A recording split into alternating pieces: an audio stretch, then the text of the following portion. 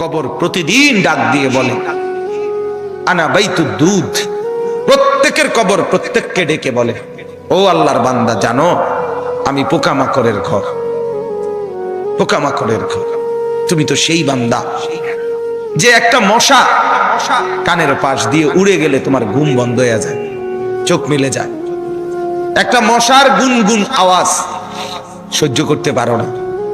একবার কয়েল, একবার অ্যারোসোল, একবার মশারি, এরপরেও তুমি চাও যে একটা মশাও যেন আমার কানের কাছে গুনগুন না করে।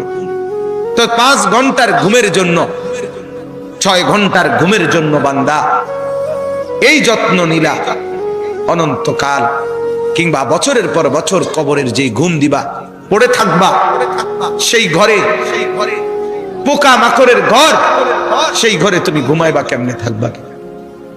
আমার বাপ, আমি থাকবো কিভাবে? আমি থাকবো কিভাবে বলে?